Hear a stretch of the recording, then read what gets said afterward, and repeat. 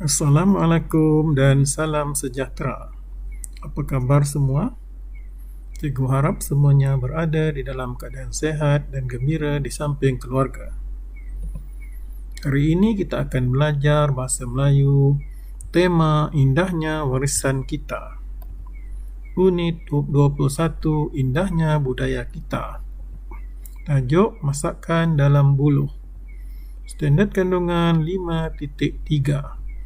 Standard pembelajaran 5.3.1.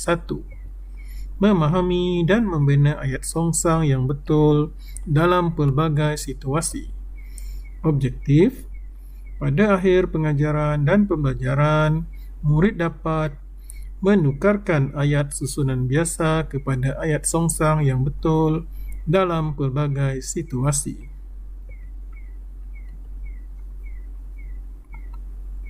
Mula-mula kita lihat apa yang dikatakan ayat susunan songsang.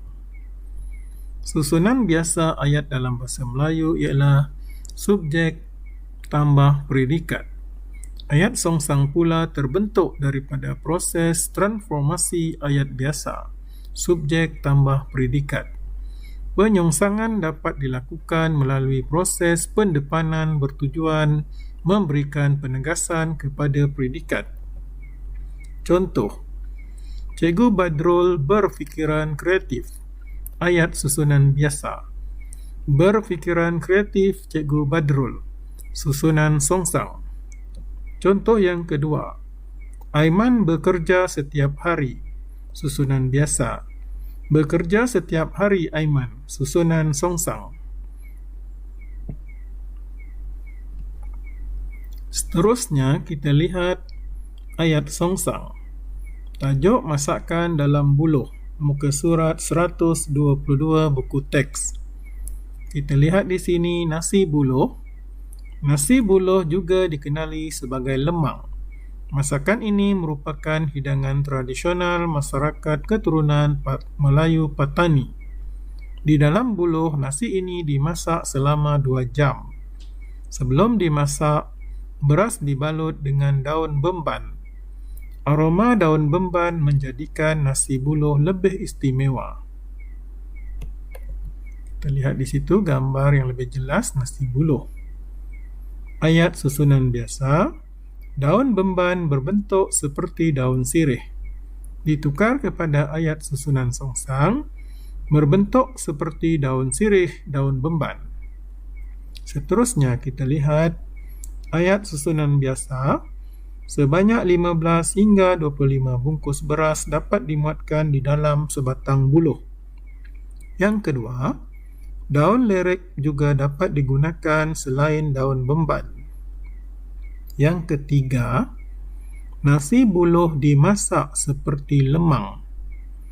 Dan yang keempat, nasi buluh dapat juga dimasak dengan cara merebus atau mengukusnya. Seterusnya kita lihat yang kedua iaitu ayam pansuh. Ayam pansuh atau manuk pansuh merupakan makanan tradisional masyarakat Dayak di Sarawak. Untuk menyediakan masakan ini, ayam akan disumbat ke dalam buluh sebelum dipanggang. Di dalam buluh tersebut, daun pisang digunakan sebagai pelapik. Ayat susunan biasa, ramuan khas dimasukkan ke dalam buluh. Apabila ditukar kepada ayat susunan songsang, ke dalam buluh ramuan khas dimasukkan. Seterusnya kita lihat perenggan ini yang diberikan. Masakan ini mengambil masa 40 hingga 50 minit untuk siap dimasak. Keistimewaan masakan ini terletak pada resipi asli dan aromanya. Lazimnya, masakan ini dimasak dan dihidangkan ketika menyambut perayaan Hari Gawai Dayak dan Hari Krismas. Masakan ini lebih enak dimakan jika dihidangkan di atas daun pisang bagi sesetengah penggemar. Jadi kita lihat di sini gambar ayam pansuh yang lebih jelas. Nasi buluh dan ayam pansuh. Seterusnya kita lihat semula ayat susunan biasa bagi masakan dalam buluh. Yang pertama, sebanyak 15 hingga 25 bungkus beras dapat dimuatkan di dalam sebatang buluh. Kita lihat ayat susunan songsangnya. Di dalam sebatang buluh sebanyak 15 hingga 25 bungkus beras dapat dimuatkan. Kita lihat yang kedua. Daun lerek juga dapat digunakan selain daun bemban. Ayat susunan songsang. Selain daun bemban, daun lerek juga dapat digunakan. Kita lihat yang ketiga. Nasi buluh dimasak seperti lemang. Kita lihat ayat susunan songsang yang ketiga. Dimasak seperti lemang nasi buluh. Seterusnya kita kembali kepada yang keempat. Nasi buluh dapat juga dimasak dengan cara merebus atau mengukusnya. Kita lihat ayat susunan songsang yang keempat. Dengan cara merebus atau mengukusnya, nasi buluh dapat dimasak. Jadi kita lihat keempat-empat ayat susunan biasa telah diubah kepada ayat susunan songsang.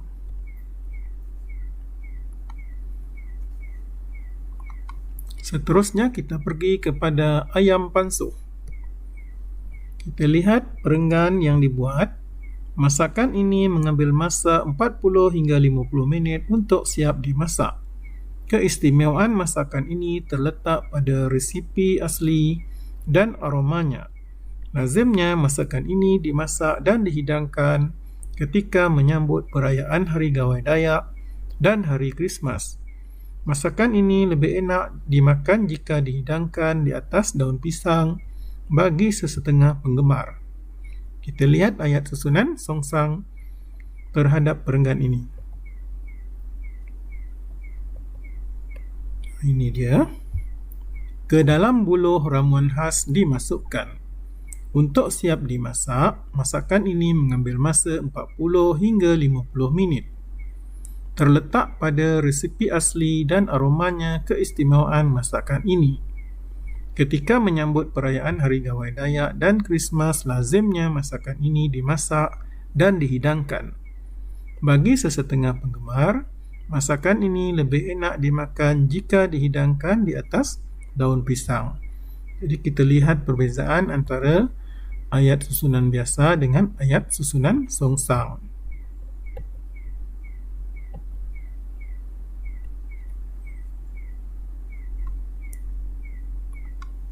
Seterusnya kita pergi kepada sedikit latihan tata bahasa.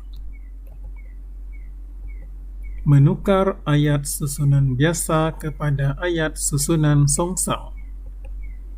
Arahan di situ, tukarkan ayat susunan biasa ini kepada ayat susunan songsang. Soalan yang pertama, beliau memiliki beberapa buah banglo di bandar itu sejak 5 tahun lalu. Jawapannya, beberapa buah banglo di bandar itu sejak 5 tahun lalu beliau miliki. Yang kedua, beg yang penuh dengan buku itu ada di atas meja. Ayat susunan songsang, ada di atas meja beg yang penuh dengan buku itu. Seterusnya yang ketiga. Angkatan kapal perang dari negara Amerika itu telah memasuki Laut Cina Selatan. Ayat susunan songsang, telah memasuki Laut Cina Selatan, angkatan kapal perang dari negara Amerika itu. Sebenarnya ada perkataan itu di belakang ya. Yang keempat, murid-murid kelas tadika itu berkejar-kejaran di padang sekolah. Ayat susunan songsang, berkejar-kejaran di padang sekolah murid-murid kelas tadika itu. Jika kita lihat di sini, ayat susunan biasa ditukarkan kepada ayat susunan songsang tanpa mengubah maksud ayat tersebut. Baiklah, nampaknya sampai di sini dahulu pelajaran kita pada hari ini. Cikgu harap murid-murid faham dan tahu cara untuk menukarkan ayat susunan biasa kepada ayat susunan songsang tanpa mengubah makna ayat tersebut. Sekian dahulu, sampai di sini saja. Sekian, terima kasih dan selamat belajar. Jumpa lagi di pelajaran yang lain.